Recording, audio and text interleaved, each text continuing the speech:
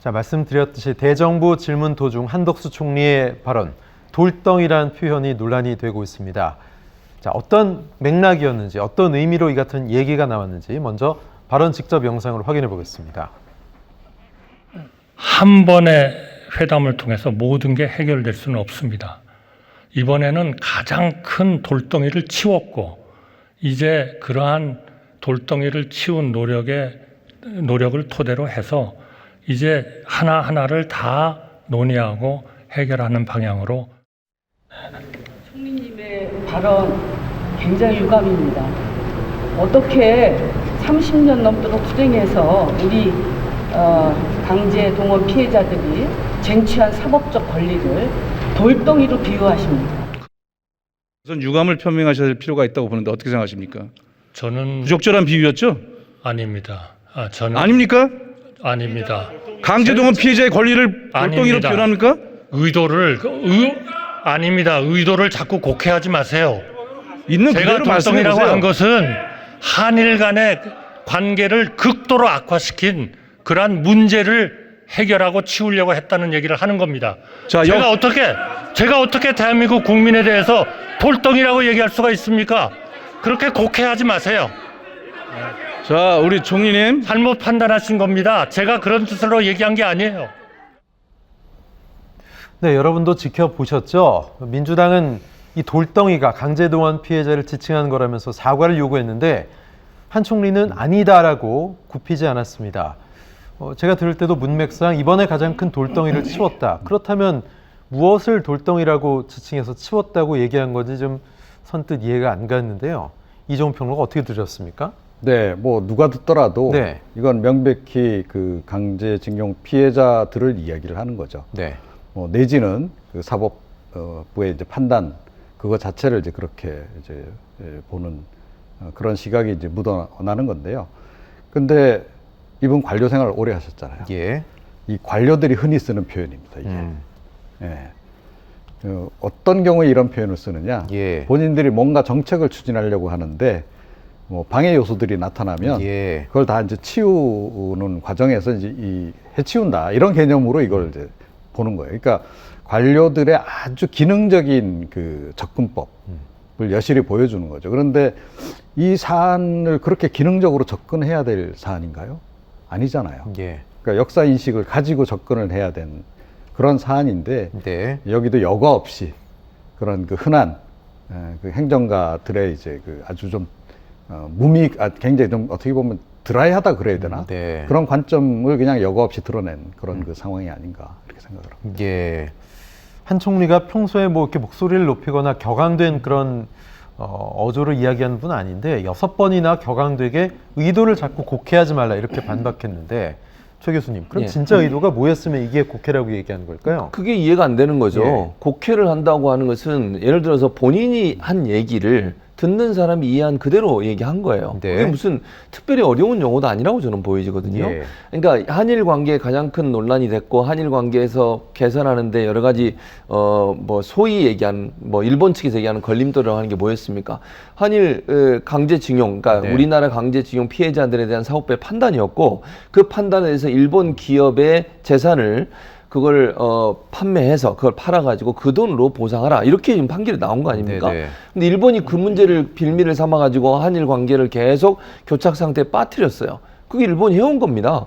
그런데 지금 총리의 말을 들어보면 가장 큰 돌덩이 하나를 치웠다 한 말은 그것 때문에 제3자 변제안 내놓고 나서 한일 정상회담도 이루어지고 그러고 나서 한일 관계 개선의 어떤 시작점이 된다라고 지금 윤석열 대통령실은 얘기하고 있는 거 아닙니까?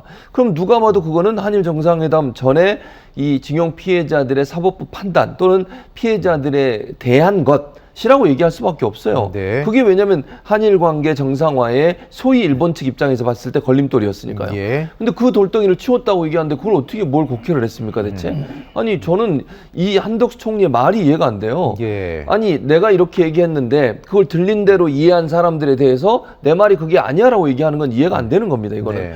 본인이 말을 그렇게 하면 안 되는 거죠. 즉 일반 시민들이 상식의 관점에서 이해할 수 있는 말을 하는 것이 맞는 예. 것이고 상식의 관점에서 이해한 걸 가지고 비판했는데 그걸 가지고 곡해라고 얘기해버리면 예. 이거 뭐 이렇게 이해한 모든 사람들이 다 곡해를 한 겁니까 그러면? 저는 그래서 한덕수 총리 저 말은 대단히 잘못됐다. 예. 본인의 잘못을 인정하려고 하지 않고 뭔가 상대방 들은 네. 너희가 잘못했어. 예. 좀 심하게 얘기하면요. 예전에 윤석열 대통령이 날리면 들리면과 뭐가 차이 나는 이런 비판까지 네. 있어요. 지금 들은 너희들이 잘못했어. 나는 예. 제대로 얘기했어. 라고 얘기하는 이런 시각 자체가 대단히 공직자로서 부적절한 그런 태도다 이렇게 봅니다. 뭐 차라리 돌덩이를 달덩이라고 우기면 뭐 이건 또 다른 관점일 수 있겠다는 생각이 드는데 분명히 돌덩이라고 했으면 그렇다면 한 총리의 여기서의 돌덩이는 무엇인지 좀 궁금하지 않을 수가 없고요. 사실 정말 본인이 말실수를 순간 한 거라면 순간 뭐 적절치 않은 거친 표현이 나왔다 이렇게 얘기했으면 되는 거 아니겠어요? 그렇죠. 그렇게 얘기했으면 문제가 이렇게 커지지 않아요. 네. 그러니까 본인이 그렇게 얘기를 해버리면 문제가 없는데 예. 끝까지 우기는 거잖아요. 지금 그 돌덩이라고 해서 국민 모두는 거의 대부분의 사람 저는 그렇게 이해했을 거라고 봅니다. 예. 그런데 그 얘기를 해놓고 나서 너희가 잘못 들었어 이렇게 얘기해버리면요. 네. 더 화가 나는 거죠. 네. 본인이 그런 의도로 얘기했다라고 누구나 이해할 수 있는데 상식의 관점에서 설명하고 이해한 부분들에 대해서 당신들이 잘못 들었다, 네. 곡해했다 이렇게 얘기하는 건 책임을 전가하는 거 아닙니까? 네. 저는 책임 있는 국무총리의 자리에 있는 사람이 이런 태도를 보이는 것 자체가 국민을 무시하는 행동이다 이렇게밖에 말씀드릴 수 없습니다. 네, 한 총리는 지난 3일이었어 대정부 질문에서 일본 기업의 배상 책임을 인정한 대법원 판결에 대해서 2018년 일본 기업의 배상을 책임은 인정한 대법원 판결에 대해서 대법원이 한일 관계 악화의 주범이라고 할 수는 없지만 분명히 하나의 요인을 제공한 것은 사실이다 이렇게 얘기했습니다. 자, 저 발언도 상당히 논란이 될 수 있는 그런 발언이었죠. 자, 민주당에서는 뭐 이런 시각 자체가 아예 일본 쪽의 시각이 아니냐, 최 교수님 이렇게 얘기하고 있는데 뭐 그렇게 봐도 크게 틀린 또 말도 아닌 것 같다는 입장이 들어 일본 쪽의 입장이라는 민주당 쪽 발언을 생각한다면요. 그렇죠. 예. 이건 일본의 시각이에요. 예. 대법원이 그러면 이렇게 제가 물어볼게요. 한 총리님한테 이렇게 묻고 싶은 게 있어요. 예. 만약 그렇다면 대법원이 정치적 고려를 해가지고 법원 판결을 해야 됩니까? 대법원이 정치적으로 이게 어떤 영향을 미칠까를 생각해서 판결을 내려요? 예. 그게 무슨 법원입니까? 정부적 판단입니까? 아니 사법부는요 원리 원칙에 따라서 하는 겁니다. 법원이 무슨 판결을 하는데 정치적 이해관계, 외교 이해관계 이런 거 따져가지고 할 것 같으면 그건 법원이 아니에요. 정의로운 사법부입니까 그게? 사법부가 시시비비를 가릴 때는요 어떤 선입견이나 어떤 다른 요인이 개입하지 않고 법에 의해서 양심에 의해서 그리고 법관의 양심에 의해서 해야 되는 거 아닙니까? 그래서 판결을 내린 거예요. 근데 그걸 일본이 문제를 삼는 게 일본이 문제인 것이지 왜 우리 사법부가 하나의 요인을 제공했다는 겁니까? 그럼 한일 관계 개선을 위해서 잘못된 판결을 해야 된다는 겁니까? 정의롭지 않은 판결을 하는 것이 외교 관계 개선을 위해서 필요하다면 그렇게 하는 것이 사법부의 태도입니까? 저는 이 말도 도저히 이해가 안 됩니다. 그러니까 비판을 받는 거예요. 일본은 그렇게 얘기할 수 있겠죠. 일본이 우리나라 사법부가 이렇게 예. 판결을 해가지고 왜냐하면 일본 사법부에서는 이렇게 판결이 안 나왔거든요. 우리 사법부가 이렇게 정의로운 판결을 하고 나니 그걸 빌미삼고 문제 삼아가지고 그것 때문에 한일 관계가 개선이 안 되고 있다라고 네. 사법부에게 핑계를 대는 거 이것도 대단히 사법부에 대한 모독이다 이렇게 볼 수 있습니다. 네, 국내에서는 굴욕 외교라는 비판 여론이 높은 반면 일본에선 긍정평가가 높은 한일 정상회담에 대해서 한 총리가 개의치 않겠다 이런 취지의 답변도 논란이 되고 있습니다. 자, 이종훈 평론가님, 윤 대통령의 의지와 같다. 뭐 이것을 애둘러 표현한 걸까요? 어떻게 보십니까? 글쎄요, 뭐 이제 어찌됐건 지금 이제 수비수 입장이 돼버렸으니까 이제 최대한 이제 본인이 나서서 이제 수비를 잘해보기 위해서 지금 이제 애를 쓰시는 것 같아요.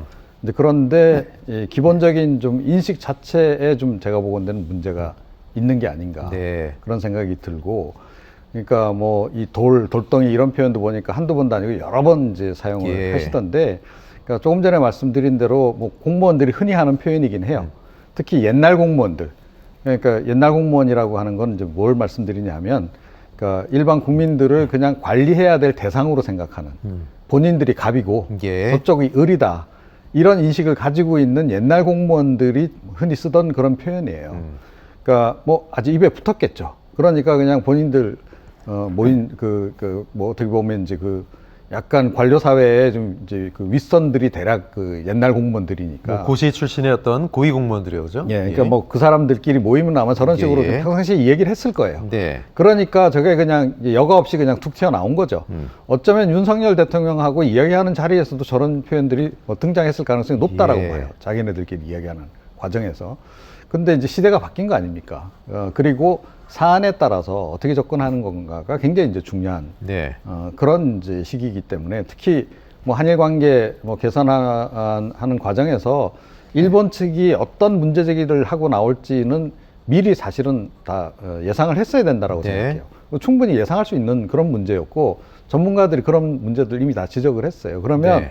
그 나머지 문제들 유발될 수 있는 그런 문제들을 다 충분히 이제 사전에 막아야 되는 겁니다. 예를 들어서 뭐 후쿠시마 원전 관련한 이슈라든가 이런 것들이 또 뭐 교과서 이슈라든가 독도 이슈라든가 일본은 어찌됐건 뭐 관계 개선에 나서면 이런 문제들을 막 한꺼번에 거의 덤터기 씌우듯이 이렇게 밀어붙이고 나올 가능성이 굉장히 좀 높은 그런 시점이었기 예. 때문에 그런 부분들에 대해서 충분히 대응을 하고 사전에 사실은 정지 작업을 잘 했어야 된다고 예. 생각해요. 그런데 제가 보건대는 그런 정지 작업이 충분히 이루어지지 않은 상태에서 이것만 결단하면 다 해결될 거야 라고 쉽게 생각했던 거 아닌가. 네. 그런 생각이 좀 든단 말이죠. 예. 근데 그 부분에 지금 뭐 총리 책임이 왜 없겠습니까? 총리 경험도 많으신 분 아니에요. 그렇죠. 그러면 그런 부분들을 대통령이 보지 못하는 부분을 오히려 본인이 먼저 보고 선제적으로 이 관련 부처 장관들한테 지시도 내리고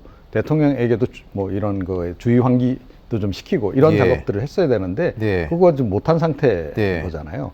그렇다라고 한다면 지금 굉장히 책임을 좀 많이 느껴야 될 예. 그런 그 상황에서 이런 그 말실수 좀 어처구니 없는 말실수가 나온다는 게 좀 말이 안 된다 이렇게 생각합니다. 예, 이종훈 평론가 말씀하셨듯이 뭐 수비를 하는 입장이다 하더라도 좀 정제된 언어가 나와야 되고 좀 관리된 메시지가 나와야 되는데 그냥 툭툭 나오는 말들이 굉장히 좀 위험하게 들릴 수 있고 논란이 될 수 있다. 이분은 사실 뭐 제가 대통령은 처음이어서요 또 아니고 총리도 처음이 아닌 분입니다. 지금 말씀하셨듯이 한두 번 이런 발언이 문제가 되고 있는 게 아닌데요. 지난 9월 대정부 질문 자리에서는 영빈관 신축 예산 편성 알고 있었냐? 신문 보고 알았다. 뭐 남의 얘기하듯 그렇게 얘기했고요. 대통령 헬기가 나무에 부딪힌 사실을 알았느냐? 신문 보고 알았다. 이것도 거짓말이었습니다. 신문에 그런 보도가 난 적이 없었죠 그때. 또 그 유명한 바이든 날리면 발언에 대해서는 어떤 자리에서 어떻게 말씀하셨는지 명확히 못 들었다 이렇게 얘기를 했습니다. 네, 글쎄요. 한 총리의 발언, 뭐 이게 처음이 아닌데 항상 임명 당시에 책임 총리 하면서 밀어붙였었는데 참 무색하지 않나 이런 생각이 듭니다. 네, 그렇죠. 그러니까 뭐 그야말로 계속 모르쇠를 일관하시잖아요. 네. 특히 이제 뭐 뜨거운 쟁점이 되는 사안들은 다 피해 가세요. 예, 물론 이제 모든 사안에 대해서 뭐 정면 돌파 이런 식으로 나와도 곤란하겠죠. 그런데 윤석열 대통령이 좀 정면 돌파 스타일이잖아요. 그러면 예. 총리는 조금 그걸 보완해 주거나 이제 그런 것들을 좀 해야 된다라고 생각해요. 그래서 대통령이 충분히 설명하지 아니하는 것을 총리가 좀 해줘야 된다라고 생각해요. 좀 윤석열 대통령 도어 스태핑도 좀 중단해 버렸잖아요. 그러니까 국민들은 답답한 거예요. 네, 뭐 뭔가 이렇게 이 일들이 진행되는 것 같긴 한데 뭐 이렇게 들려오는 얘기도 별로 없고 그러다가 어느 날 갑자기 뭐 주 69시간제 네. 뭐 이런 식으로 튀어나오는 그런 상황이 지금 반복이 이제 되고 있다는 네. 거고 이거를 한 총리 글쎄요 저는 뭐 이제 연세에 더 이상 뭐 제가 보건대는 뭐 더 야심이 크게 있으실 것 같지 않은데 그렇다라고 한다면 정말로 소신 있게 일을 하셔야 된다라고 저는 생각해요. 그래서 윤석열 대통령이 잘못 가고 있는 것, 예. 잘못 결정 내리는 부분에 대해서 명확하게 반대 의사도 좀 피력을 좀 하시고 네. 그리고 이 부처를 이끄는 과정에서도 마찬가지. 그냥 중간에 가만 앉아만 계시고 대통령실하고 각 부처가 무슨 일을 하는지도 잘 모르고 계시고 이거는 좀 곤란하다. 네. 저는 그렇게 생각합니다. 네, 이태원 참사 때는 외신 기자 간담회에서 또 농담을 하면서 웃는 모습도 보이기도 했었죠. 어쨌든 이 공식 석상 때마다 논란을 낳고 있는 한 총리의 발언. 대통령 부재 시에 국정을 총괄해야 하는 총리. 지금 뭐 이종훈 평론가 말씀하셨듯이 이제 좀 소신 있게 잘 이끌어 나가셔야 되는데 이렇게 되면 정권에 부담이 될 수도 있다 이런 얘기도 있더라고요. 당연하죠. 그러니까 지금 현재로 보면 사실은 존재감이 거의 없어요. 네. 그러니까 대정부 질문에는 총리가 나와야 되니까 나와서 답변을 하시는데 그러다 보니까 제가 볼 때는 현안 파악이 잘 되고 있는지도 의문이고요. 예. 다른 내용 보면 신문 보고 알았다는 게 말이 안 되잖아요. 네. 신문 보고는 국민들 다 하는 거예요. 총리 정도 되면 모든 부처의 업무에 대해서 보고받고 보고된 내용을 인지하고 있고 거기에 본인의 역할, 책임 총리로서 역할을 해야 되는 거 아닙니까? 책임 총리라는 게 뭡니까? 외교나 국방은 대통령이 하고 행정 처리나 행정 각 부처 업무는 총리가 관할해서 하는 게 책임 총리 역할 아닙니까? 그렇죠. 근데 지금 현재 보면 여러 가지 일들을 대통령실과 장관이 직접 하는 것 같아요. 총리는 아무 역할이 없는 것처럼 느껴지고 보여지는 게 지금의 현실이고 예. 그리고 실제적으로 그렇기 때문에 저는 저런 발언들이 나온다고 생각해요. 총리가 저렇게 발언의 실수를 많이 하는 것은 실제적으로 업무 파악이 제대로 안 되고 있고 행정 각 부처에 대한 어떤 장악력이 떨어진다고 볼 수밖에 없는 거거든요. 근데 문제는 뭐냐면 총리가 그런 역할을 하라고 있는 거예요. 근데 그런 역할을 제대로 못했을 때 결국 총리가 만약에 뭐 그런 일이 발생하면 안 되지만 대통령 유고시에는 총리가 대행하게 되는 거잖아요. 그때 과연 제대로 일을 할 수 있을까? 이런 이제 의문이 들 수밖에 없는 거죠. 네. 그래서 저는 한 총리가 뭐 이종훈 평론도 말씀하셨지만 기본적으로 더 이상 뭐 연세로 본다면 더 이상 정치적 이 이후에 정치적 행보를 하기는 제가 볼 땐 개인적으로 뭐 어려울 것처럼 보여지는데 네. 그럼 마지막 정말 국가를 헌신하고 봉사한다는 입장이라면 좀 더 강하게 본인의 몫을 내야 된다. 이렇게 정부가 지금 지지율도 계속 하락 추세잖아요. 윤석열 대통령에 대한 국정 운영 지지율도. 그럼 총리가 좀 나서가지고 적극적으로 주도권을 쥐고 역할을 할 수 있는 모습을 보여주는 것 이게 필요할 텐데 지금의 여러 가지 행보를 볼 때는 그런 역할을 하기가 좀 버거운 게 아닌가 예. 그런 생각이 듭니다. 네, 말씀하셨듯이 이제 집권 2년 차입니다. 한일 정상회담 문제 또 69시간 근무제 논란 때문에 지지율이 또 주춤하면서 떨어지는 모양새입니다. 그걸 좀 만회하기 위해서 1박 2일 일정으로 영호남을 훑는 민심 행보를 했는데 이번에 한덕수 총리 관련 구설이 또다시 악재로 작용하지 않을까 이렇게 보는 시각도 있습니다. 네. 뭐 근데 사실은 이제 이 총리의 말실수 정도는 사실은 악재라고 보기도 어려울 정도로 지금 이미 너무 많았습니까? 그렇죠. 이미 악재가 지금 널려 있잖아요. 예, 예. 그리고 악재들 사안 자체가 하나하나가 다 좀 큰 사안들이에요. 네. 뭐 대표적으로 주 뭐 69시간제, 60시간제라고 좀 예. 하겠다라고 좀 교정을 한 상태긴 한데 이것도 지금 마무리가 안 된 상태잖아요. 네. 뭐 어떻게 하겠다는 건지 지금 뭐 제가 보건대는 이 지금 스케줄도 제대로 안 나오는 것 같아요. 예. 지금 뭐 그냥 국민들 의견 듣겠다. 네. 뭐 이게 단데 글쎄요 6,000명 정도 국민 의견 들어서 이걸 결정하는 건 또 올바른 해법인가요? 제가 보기엔 그것도 아니에요. 자 이런 식이 되면 이것도 저것도 안 될 거다. 그런 식의 지금 이제 국정 운영을 계속 해나간다 했을 때 국민들이 과연 윤석열 대통령을 신뢰할 것이며 윤석열 정부를 신뢰를 할 수 있겠는가 하는 부분입니다. 지금 국정 성과를 실제로 내야 되는 시기잖아요. 예. 예. 한 뭐 6개월 길게 잡아서 한 1년 정도 국민들이 뭐 이건 이제 과도기니까 뭐 이제 봐줬다라고 치자고요. 그런데 이제부터는 실제로 가시적인 성과를 내줘야 되는 시점이에요. 그렇죠. 그런데 계속 엇박자만 내고 있고 실제로 뭐 진행되는 일은 별로 없고 성과는 없고 이런 식의 상황이 향후에 뭐 6개월, 1년 뭐 이렇게 이어진다라고 했을 때 뭐 지금 대통령이나 국민의힘이 가장 신경 쓰는 총선조차도 이런 식이면 네. 제대로 지금 뭐 이렇게 분위기 좋게 끌고 갈 수 있겠는가 그런 걱정이 드는 거죠. 네.